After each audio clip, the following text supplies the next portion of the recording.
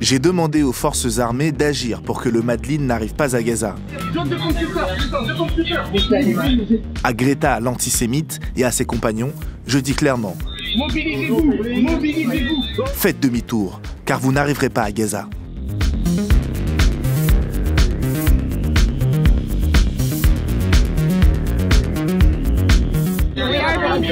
C'est dans la nuit que le Madlin a été arraisonné par la marine israélienne. Nous avons un navire humanitaire avec à son bord 12 personnes, dont 6 Français. Yanis Mamdi, notre collègue, a été arrêté par les autorités israéliennes dans l'exercice de son métier. La seule chose qui leur est reprochée, c'est d'amener pacifiquement de l'aide humanitaire dans la bande de Gaza. Les 12 militants à son bord ont pu transmettre ces images de leur arrestation, leur kidnapping selon l'organisation Flottille de la Liberté pour Gaza. Notre confrère Yanis est journaliste. Il fait son travail. Il va chercher la vérité pour délivrer l'information. Ce n'est pas un criminel. Il doit être libéré immédiatement. Et tout le Madlin. Face à la détresse des Gazaouis, il fallait oser faire semblant de leur apporter ses restes de quinoa, un paquet de farine et 3 serviettes hygiéniques pour le plaisir de mettre en scène son arrestation programmée. Ce qu'ils cherchaient, c'était un affrontement violent. Ils voulaient déclencher une réaction d'Israël qu'ils pourraient mettre en scène. Ils ont amené quoi de quoi faire manger 2 familles gazaouis pendant 3 jours. Moi, je veux bien qu'on dise que c'est désespéré comme action.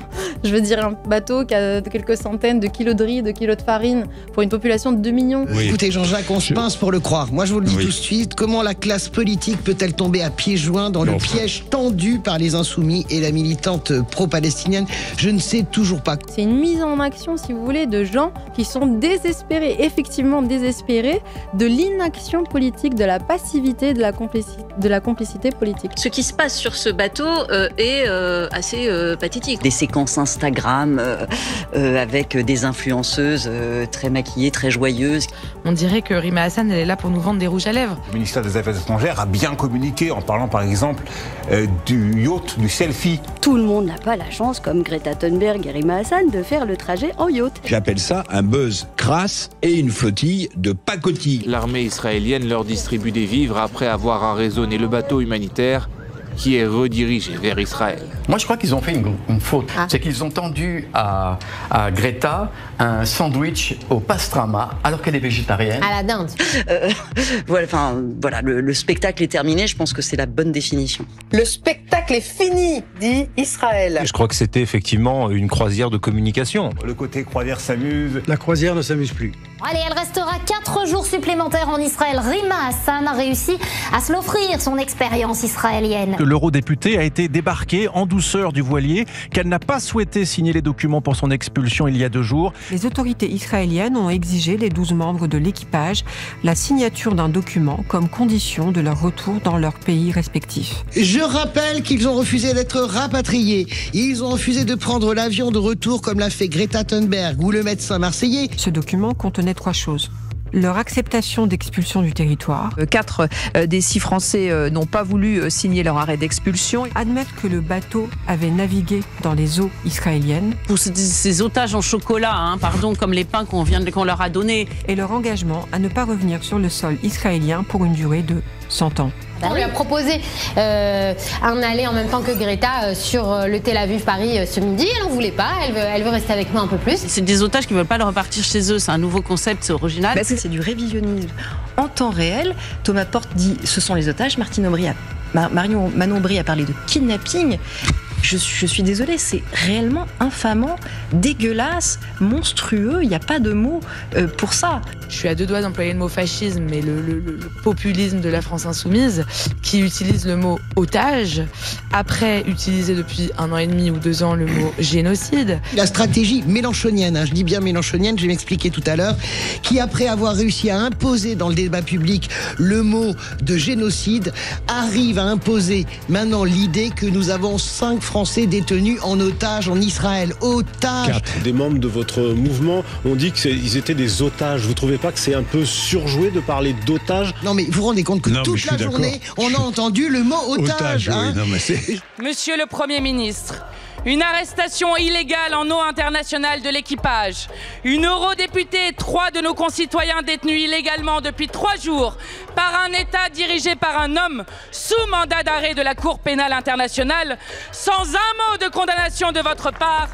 C'est du jamais vu. It was unlawful to intercept and to seize the boat. Nous restons présents, puisque cette présence consulaire fait partie des missions du ministère des Affaires étrangères et elle s'applique à toutes et tous, quelles que soient leurs opinions politiques et que l'on les approuve ou qu'on les réprouve. Et tout cela, les agents du ministère l'ont fait, quoi qu'ils puissent penser de la vacuité de cette opération de communication. Et vous n'avez rien à dire quand une parlementaire subit le chantage insupportable de devoir reconnaître une action illégale qu'elle n'a pas commise. And they were illegally taken to Israel, they were illegally asked to sign papers, and they are illegally detained in Israel. Et alors quand vous avez des personnes qui embarquent sur un bateau pour essayer d'aller briser ce blocus et qui sont arrêtées de manière illégale par le gouvernement israélien, alors la France doit condamner cette arrestation illégale. Mais la priorité aujourd'hui, ce doit être le cessez-le-feu immédiat, la libération de tous les otages du Hamas et l'accès immédiat, sans entrave et massive de l'aide humanitaire à Gaza pour abréger les souffrances des populations civiles.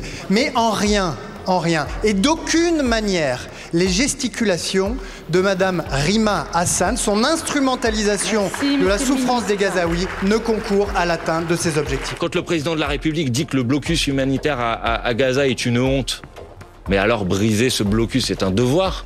Vous avez 100% de la population, soit 2 millions de personnes, qui est en risque de famine.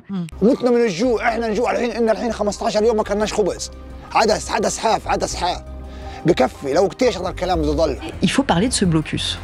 Parce que je suis persuadée que dans l'esprit de beaucoup de gens qui ont suivi ces images, ils sont persuadés qu'il y a encore aujourd'hui, alors qu'il est, un blocus humanitaire qui empêche l'aide humanitaire et notamment l'aide alimentaire d'arriver à Gaza. A new US-led aid plan fully supported by Israel is now being put into action in Gaza. Multiple distribution centers will operate across Gaza in designated safe zones, bringing aid directly to civilians. Ce nouveau système de distribution, faute d'une meilleure expression, est plus qu'un simple contrôle de l'aide, dit cet homme des Nations Unies. Il s'agit essentiellement d'une pénurie artificielle. Mais Israël n'a pas mis fin à l'aide humanitaire définitivement à Gaza. Elle a fait une pause pour réorganiser cette aide de façon à ce que l'aide arrive aux populations gazaouis et pas directement au Hamas et à ses tunnels. Israel will secure the perimeter, ensuring Hamas cannot steal the aid and use it to rebuild their terror machine. Marie de ma sœur est allée chercher une miche de pain. Au lieu de lui en donner une, ils lui ont tiré une balle dans la tête. Depuis le 27 mai et l'entrée en action de cette fondation humanitaire pour Gaza, dont la neutralité est questionnée par les Nations Unies, plus de 150 personnes ont été tuées aux abords des points de distribution. Pourquoi leur dit-on d'aller au centre d'aide? Ils y vont et se font tuer.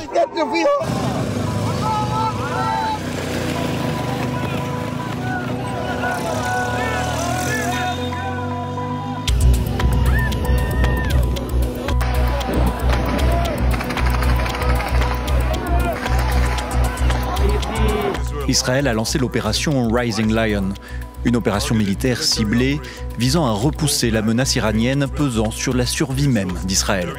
Israël attaque le Liban, Israël attaque la Syrie, Israël est en train de commettre un génocide à Gaza. Israël n'est pas le problème, il est le rempart et son combat est le nôtre. Je n'accepte pas l'idée qu'aujourd'hui on déclare qu'Israël a le droit de se défendre alors que c'est Israël qui attaque, c'est Israël qui a l'arme nucléaire et c'est Israël qui se comporte de façon guerrière avec tous ses voisins. Il faudrait remercier le gouvernement israélien qui affame 2 millions de personnes enfermées, qui s'acharne sur les Gazaouis tellement fort que leurs restes tiennent dans des sacs plastiques. Mais Israël est en train de faire le travail que le monde libre n'a pas fait. Quel esprit malade peut encore croire que la démocratie se cache dans ce gouvernement? Israël qui a été attaqué le 7 octobre. D'accord, on ne peut pas écrire toute l'histoire à partir du 7 octobre. Alors que chacun devrait soutenir la seule démocratie de la région dans ce combat. Ici même, une secte antisémite déguisée en parti politique, située à l'extrême gauche de cet hémicycle, lèche les bottes des mollahs. Je ne vais pas accepter de devenir quelqu'un qui soutient un régime génocidaire. Tandis que leur mascotte Shalot, porte-parole du Hamas, organise une croisière pseudo-humanitaire dont le seul but est d'afficher sa haine des Juifs et d'Israël. Ils sont en train de commettre un génocide, on ne va pas l'accepter. On ne peut pas l'accepter.